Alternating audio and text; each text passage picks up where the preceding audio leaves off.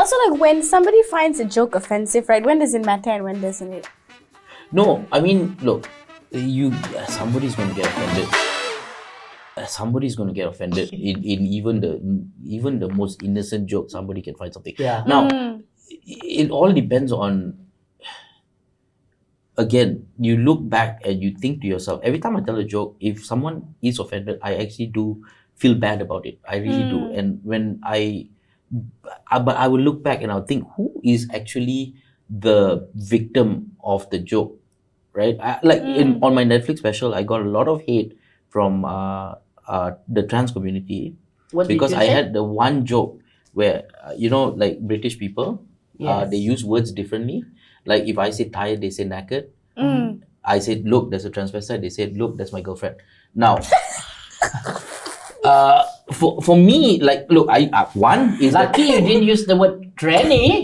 No, I used the correct I purposely used the word transvestite because that was the correct terminology I was using. And also the fact that the victim of the joke was not the fact that there was a transvestite, the fact that white people come to our country for sex tourism. But in that context, it's lost on them. The context is lost because everybody just heard the word transvestite without context and basically went, how dare you say the word? And I'm like, it's the correct terminology. I didn't use a slur or I didn't use something derogatory. I used the correct terminology and the victim of the joke here is that person. In fact, when a few of the trans community attacked me, there were trans community who were defending me by saying that is not the victim of the joke. We are not the victim, it's the other people. I didn't say it was a good joke, but still.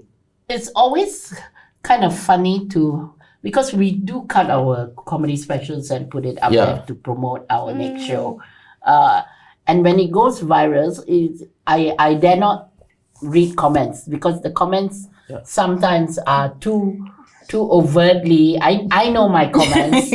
I know my XX comments and all that. And also when I think online, they can just simply say, they wouldn't say it to your face. So the thing is, like, right now, I believe the culture is everyone wants to have an opinion. Cancel culture came from the fact that there were too many opinions out there. That people are trying to manage opinions like, no, you can't say that. That's wrong. You can't say that. That's right. So I think cancel culture, if you have that limit, and you kind of, as a comedian, I always feel you have that, you have that line, like what Harresh, that imaginary line, and then you try it for a few times, and if the whole crowd does not work after the 10th time, then lah. Joke doesn't you work. cancel yourself. Also, how do you know? Like, I went to a comedy show and I just didn't like this one comedian. I didn't like a few of his jokes. I was like, okay, am I just being too woke? No. It's Harresh. I won't say who it is, but like, I just didn't. Malaysian. I didn't like the jokes. I said, after I didn't like that this comedian used a slur and I didn't like him. Everybody else was laughing, so I was like, am I just being too woke about it? So how do you know, like... No. You know what I mean? Yeah, but the lines are personal for everybody. It's different lines for different people. I realized that my lines are much closer than most people. Like, I was raised by women. I will never talk about, abuse of women or stuff like that. For me, that is a cringe whenever I hear it as well. And I'm slowly learning other lines as well. Like, where do I draw the line with the LGBT community, with other things as well. So I'm learning those lines, and as we said earlier, the only way to learn that line is to cross the line and then take one step back and say, okay, now that's the line. That's the only way. You should come for a PT Triangle LGBT show where Kavin will be seen in a light that has never been shone on. Oh. Okay. Wow. No, basically, you're changing the bulb. The way she did, red bulb. Pink lah. Okay. Pink is LGBT event, Pink lah. Yes. No, but the thing is, look, I mean, I've learned a lot over the years. Over 16 years of doing comedy, I've learned so much of when my lines are, and my lines have, slowly come closer and closer, and which is and the thing is, lines for everyone is very different. It's individual, like how Malaysia, like 16 years ago when I started comedy, I don't know about you, I'm sure same as well. 16 years ago, the the orange joke is basically Malay this, Chinese that. Indian this, You need to have those Chinese that, Indian this, right? Every time, Now, actually, if you go overseas and you do the Malay, Chinese, Indian, and then you realize, fuck, it's not Malaysia. Yeah. No. Even in Singapore, you can't. Because you say about Malay, Indian, all the Chinese 80% that has the money to buy 20 SIM. Seriously, they will go like, oh my God, should I laugh? He's making fun about Malay. Like Zak's famous joke, okay? The one where, you know, the mother say, oh, why you never pray when you drink alcohol? Oops. Okay, now might move on very swiftly. That one in Malaysia, any mama, anywhere, any room, that joke works. Singapore, they were silent. They didn't know how to laugh, and Zak is Malay. Right. Yeah, I especially feel like if you're making fun of your own race, you're kind of giving permission for everybody to laugh. No, it's weird. It becomes very weird. Sometimes the way you tell it, sometimes the Yeah. tension of the crowd, you have to break it first before that could happen. Yeah. And, I mean, as I said, like 16 years ago, Malay, Indian, Chinese, the race jokes was the thing. And like I've evolved from that. I've evolved from doing race jokes to now, if I want to do a stereotype joke, I do a Malaysian stereotype. So it's, I mean, one, it's easier to travel. And two, look, I mean, is there really a Malay, Indian, Chinese stereotype anyway? Because if you want to say, oh, Indians are late, so are the Malays and the Chinese nowadays. Like, you know, and you know, what the Chinese cannot drive. Have you seen Indian people driving nowadays? Like, you know, it's not really a race stereotype. Yeah. It's a Malaysian stereotype now. And since I'm doing a Malaysian stereotype, it's so much easier for me to take it out overseas as well. So I don't really have to break down the whole stereotype. It's just basically the Malaysian stereotype. Look, if you don't know Malaysians are this, right? Yeah. So and it's so much.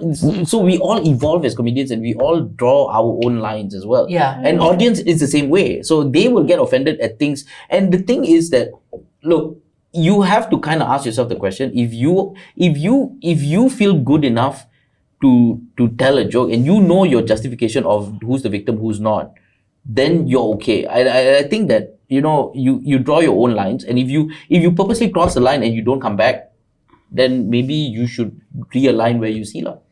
So when you work on jokes on stage, right, and then you get all this new data, and then off stage, do you still write them somewhere? No. No, but do you work with other comedians? Yeah, how do you remember? Gain other perspective on how this would sound or how that would sound?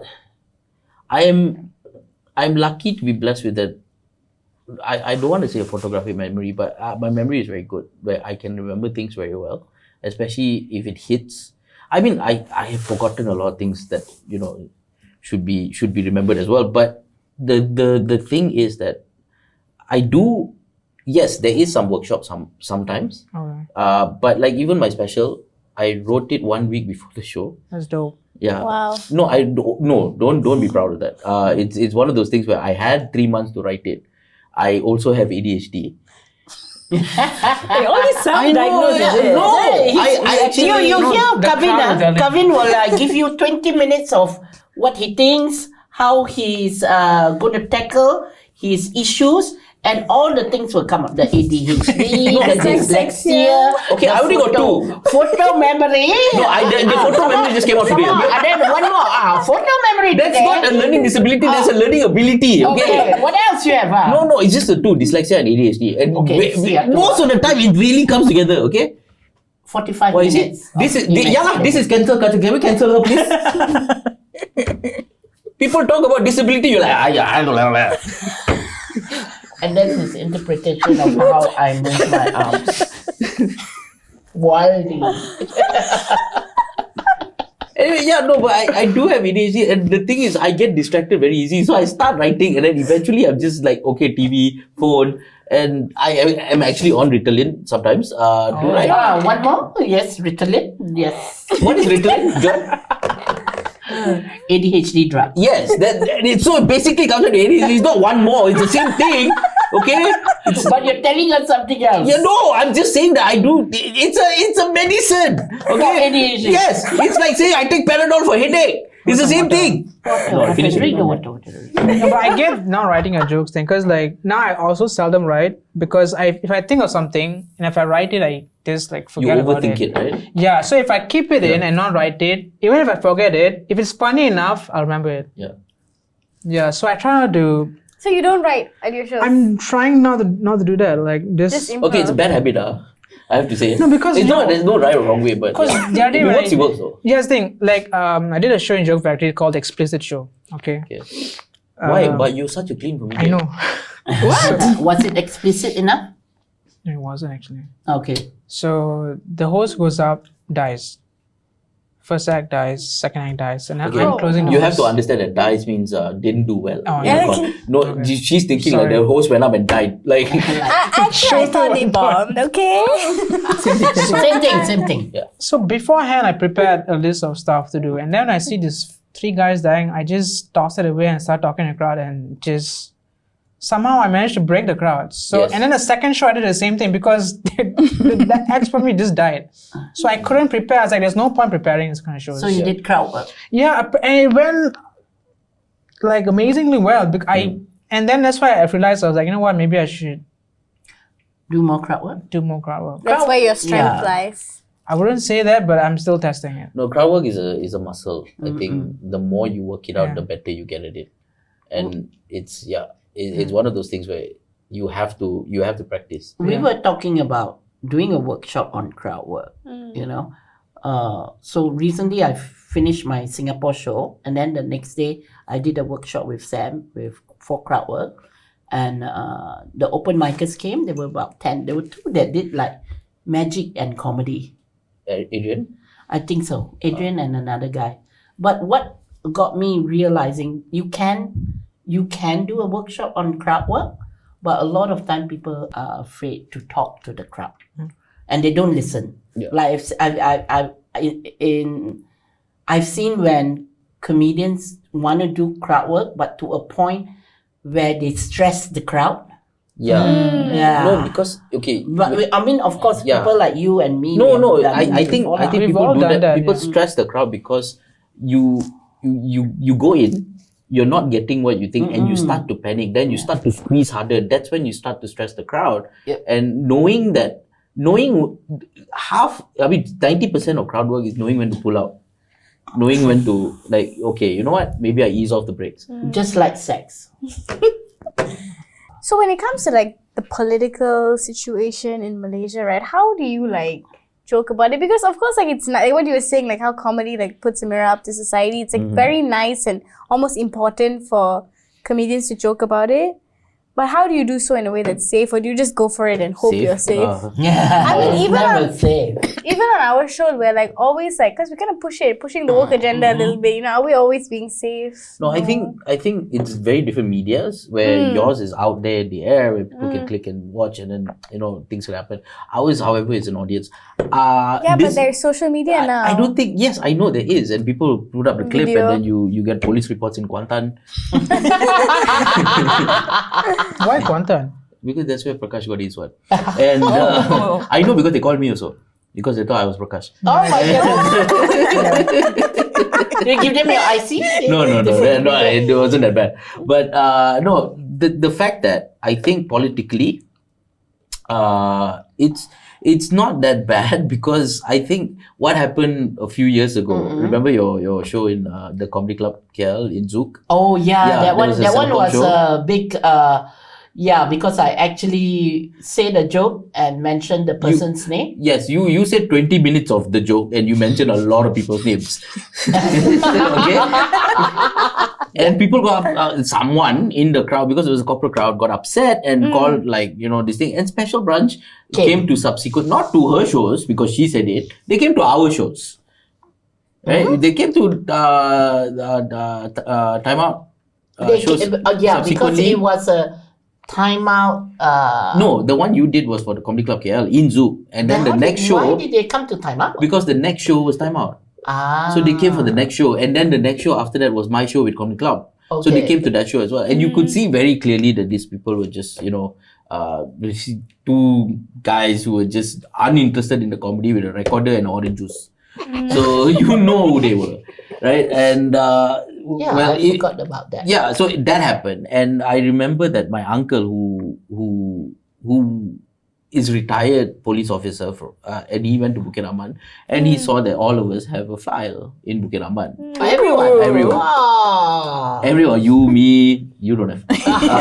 Not yet. You're different file. I'm drinking and drink. Nice. But all of us I didn't know about that. we That's all got. so fun. Then I mean, like, I can use this as my next joke. no, but we all have a file, and basically what the conclusion was at the end of the day was that we're not preaching, we're not changing anybody's minds. The people who come to comedy are already, basically we're preaching to the choir. Yeah, And true. so basically political parties kind of leave us alone, especially in shows. But however, with live media, TV, radio, we have to kind of filter ourselves, Pull back basically. a bit lah. Filter. We just basically cannot say anything about the government or stuff like that. And I honestly, to be fair, politic jokes is a very low hanging fruit. It's so low that it's a potato, right? But somehow that potato is still Yeah, there. no, but then it's the same thing as the Malay, Indian, Chinese thing. It's low hanging lah. So yeah, but it's nice. But however, I feel like if you do it clever enough, if you create a joke clever enough, that I have a political joke that I can use in front of politicians and they don't get offended They can until laugh afterwards. too, yeah. Yeah, no, they get offended afterwards. But it's like kind of stifling the art, right?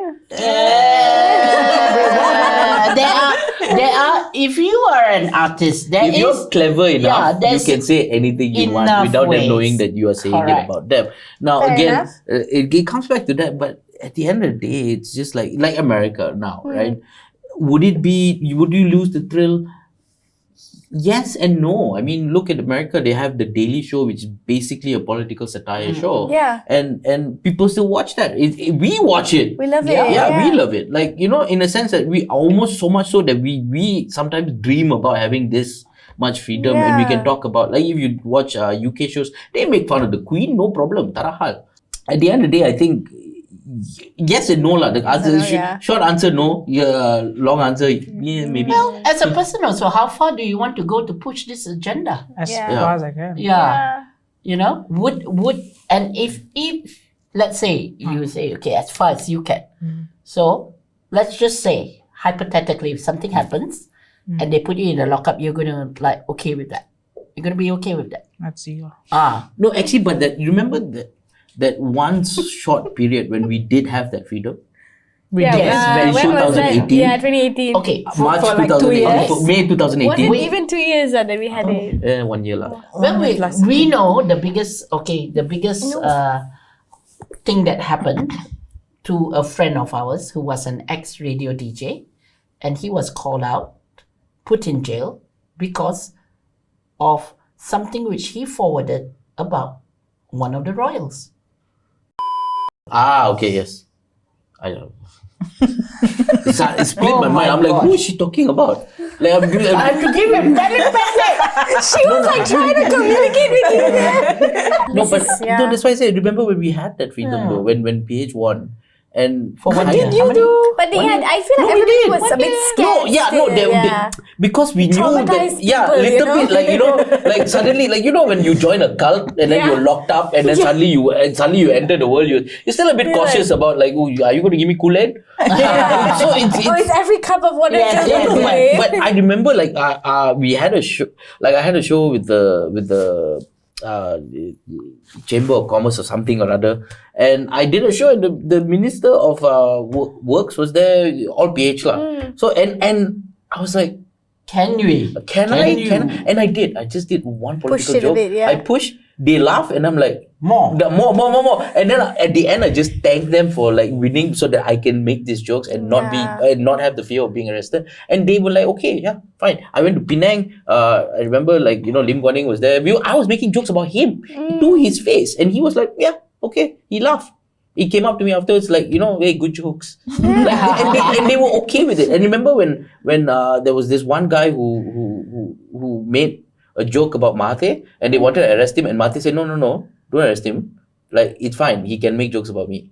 And we felt like, oh, okay. Oh, now things were we changing. can. Yeah, things were changing. And it was, yes, we were taking small steps. Even the radio, I remember, in fact, during the elections, I remember when the election results came out, Awani, right? This thing was like, no bad things about the suddenly when you see the results shifting, right? Suddenly you're like, fuck these fellas lah, these fellas did nothing for us, BH better take over. And you could see the shift, now we can bash these guys because they're not in power anymore. It's weird. We switch so many times. We flip-flop a lot. And at the end of the day, now being on radio also, it's just so hard to figure out what. Do you feel like you need to censor yourself? Oh yeah, 100%. Not only censor people, other people come and censor me.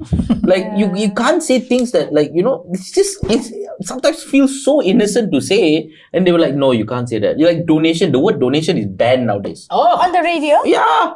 Donation. Why? Because one fella went and took 2.3 billion donation. Yeah. Now I think the donations will be welcoming now. Yeah. I don't know. I hope not lah. It's just which hope. To be fair, I would give up a lifetime of political jokes to have stable political situation in Malaysia. I would give up. I would easily, if we have stable politics and we cannot make fun of the government, I would give that up in a heartbeat. But we look at Singapore. They have a very stable government, right? But still make fun of them. Also very authoritarian. Very authoritarian, but still make fun. I mean, also you cannot say. Also can I go there? Right? Singapore government, no problem. Okay, we are running out of time, but I want to ask Joanne and Shaq, and I hate every time I have female guests who do certain things, I hate to ask them what's it like being a woman in this industry, but we kind of have to talk about it, right, as women. So how is it? How has it been? Why don't you ask Shaq first? Being a woman in the comedy scene. Plus, especially we're also in Malaysia and in Asia where women have to be a certain way. You can't talk about this, can't talk about that. Yeah. How has it been? Okay, I have to tell you, in the local comedy scene, it's not that bad. I've actually had opportunities because I'm female, because they want to be, inclusive, diverse, blah, blah, blah, whatever. But having said that, I think the traditional showrunners and all that, they always go back to their reason for not including a woman is they're not funny enough. But they have said that so much that I'm sick of it. Yeah. I think if you give the opportunity, it's not that everyone is not funny or everyone is funny, but opportunity matters. Given the opportunity, I've seen female acts shine like crazy. And so I'm still a bit pissed. It's not that bad. I would say it's not that bad, but still a bit pissed that opportunities are not equal. Or also that the fact that, how you said, they'll hire you for the diversity or to be more woke and have more women and all that. They should just be hiring you because you're a good comedian. Yes, right? And that is also their excuse for not hiring any. Yeah. Because you're not funny enough. But I'm tired of hearing that already. Because it's just not true. Yeah, there are enough acts if they wanted to.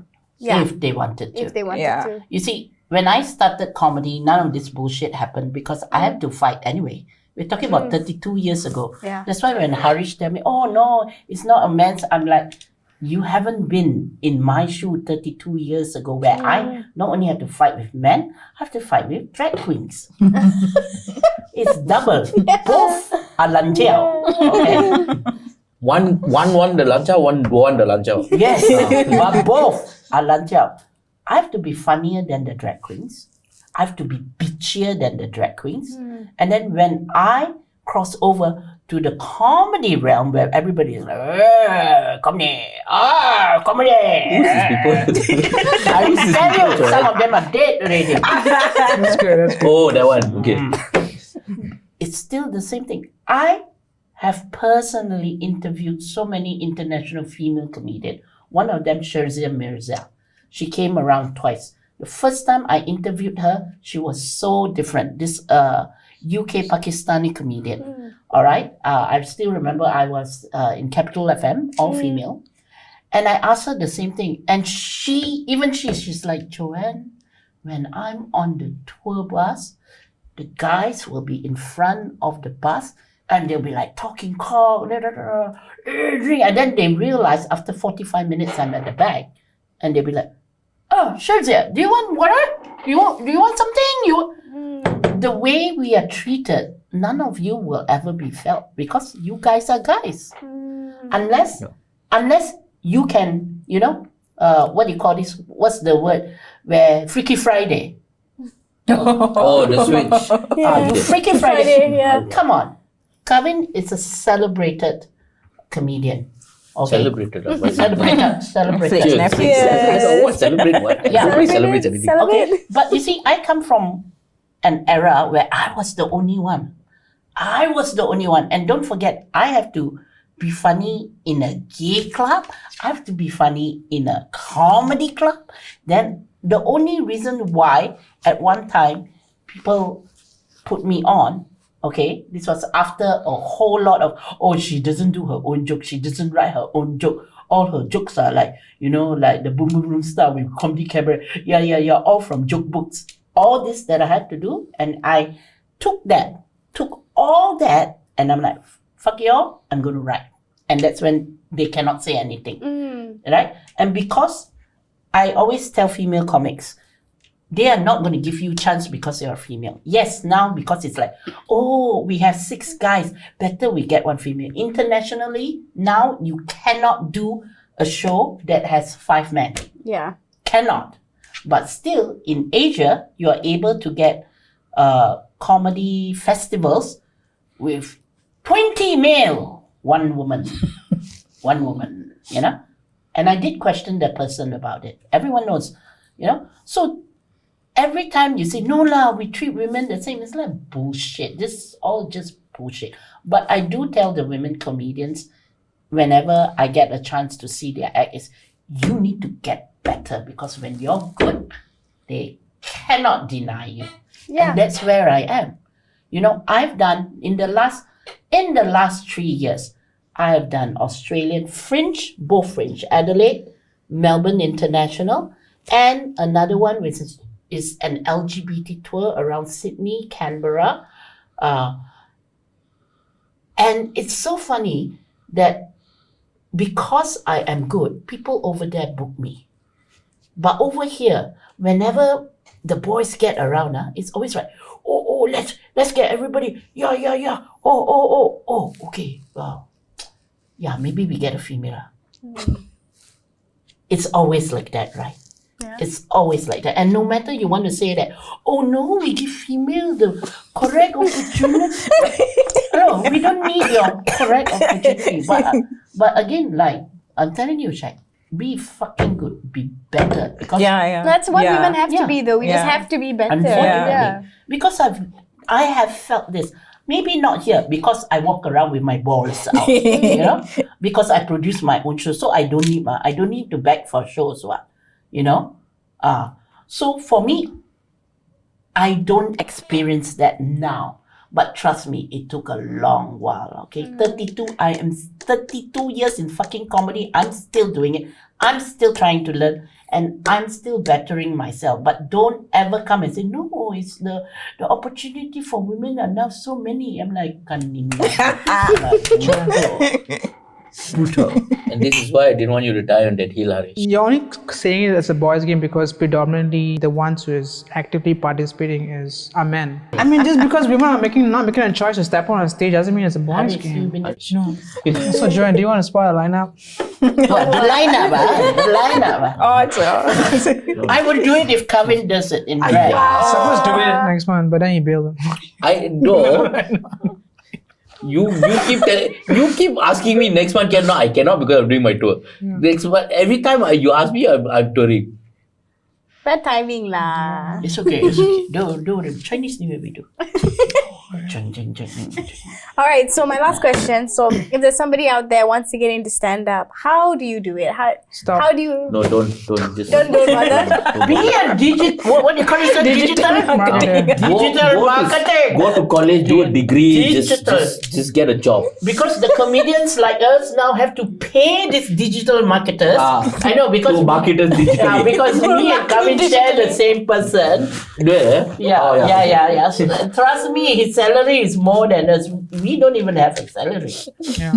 Yeah, sad. It's very sad. No, I mean, no, look, it's about practice. It's about just doing it, and at the end of the day, it will take years before you make any money. So the thing is, it's like being a doctor, lah. You have to go to medical school before you become a doctor. You can't just walk up and say I'm a comedian. No, it's not gonna work like that.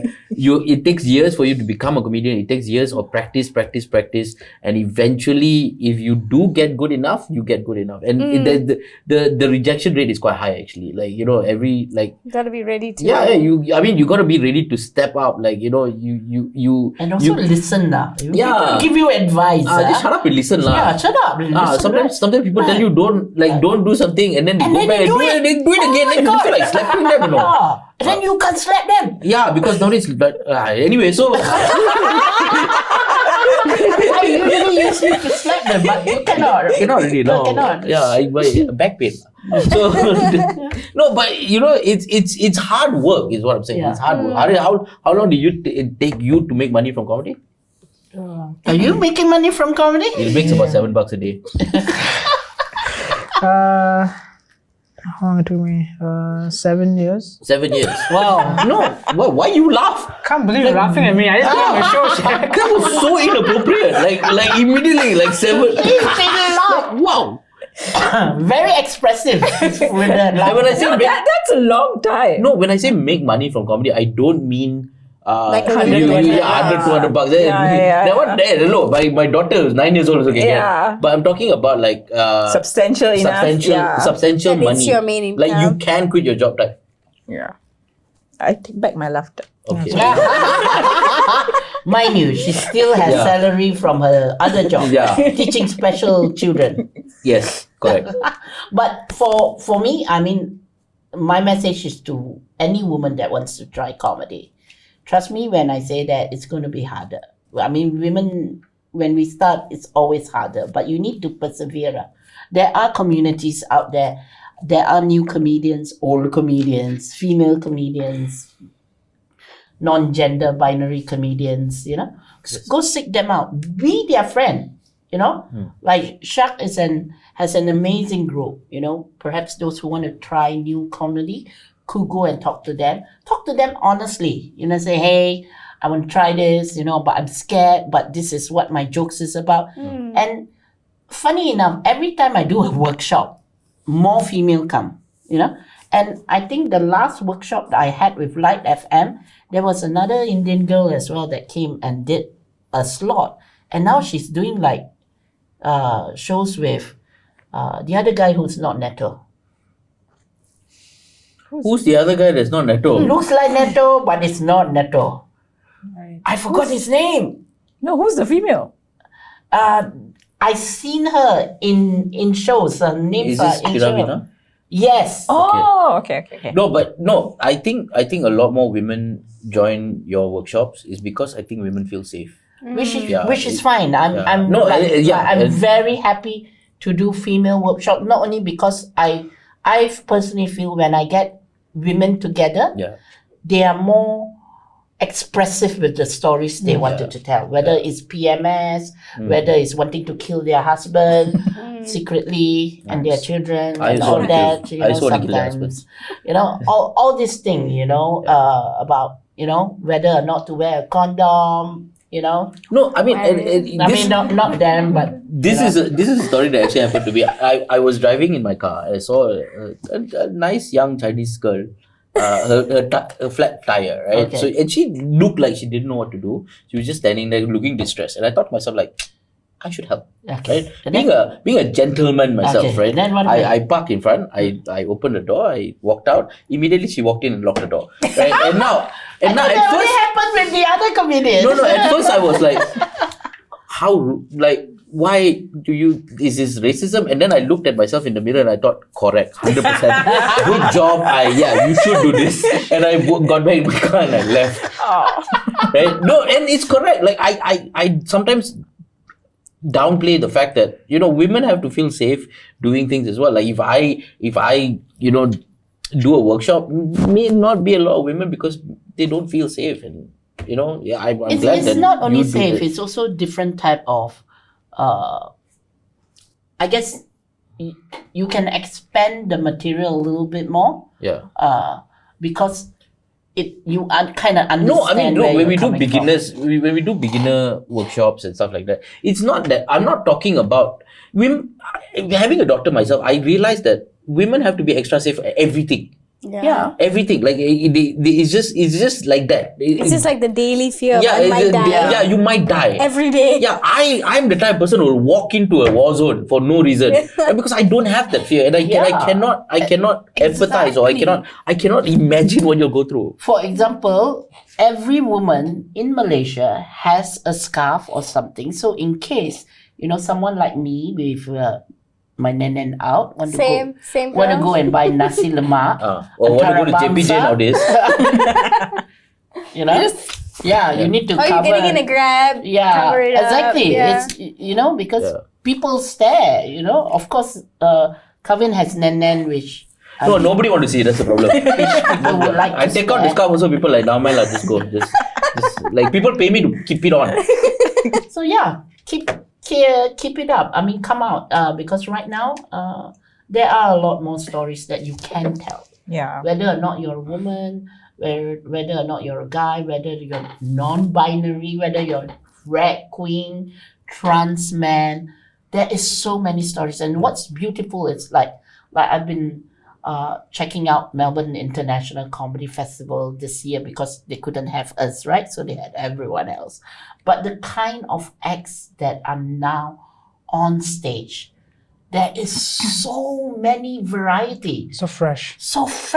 And I'm like, I want to find one of these people, that I can kind of like, okay, put under my wing because I want this diversity and I'm always pushing for it. One of the reasons where Kavin is still working with me, even though I age him, is that I make him do things that you said this last time. You say I make you do things that you will never do normally. Yeah, correct. Yeah, like Was that laugh? Was that your laugh? Yeah, they're so rude, Yeah, exactly. It's such a rude thing to do. Like this is. Yeah. I make him do things he's never done before. Yes. All right. Any other last words? Yeah, so While he's playing with this, It looks like a butt plug. Oh wow. Sorry. Pretty big butt plug. Hey, Hey, different strokes, different folks, okay? this Fair is just enough, nice fair for enough. them, trust me. Yeah. For whom? now there's more avenues, more event spaces that are having open mics. And I myself I'm organizing 2 different open mics, one in PJ and one in Ara Damansara. So if you guys want to give it a try, just Link it in the message might me. be over honestly by the time this Oh, comes really? out. Oh, But no, then it's weekly, so This comes out Okay. 2028. yeah. But yeah, guys, just hit me up. Anybody else? Any last words? No. That's it. All Just right. follow us on our social media lah. Okay, Yeah, we love start. At Kavin Jay everywhere, Twitter, LinkedIn, whatever. And Macho Man Podcast. And the Macha Man podcast, you can get it anywhere, Spotify, whatever. Okay, follow me at Shaq The Comedian, SHAQ The Comedian. 014-936-734. Really? At the lineup. Oh yeah, at the lineup Malaysia, the lineup MY. Okay, on everywhere, Joanne Kam, Kam Comedy. But my Instagram is Joanne Kam Popo. I couldn't change. I had no choice. You all just figure it out lah. Google me lah. No, they will put text down there. All of that. We'll put it all in the bio. yes, Don't worry, okay, don't worry. To those watching, please like, share, comment, subscribe, and stay safe and stay woke. Bye.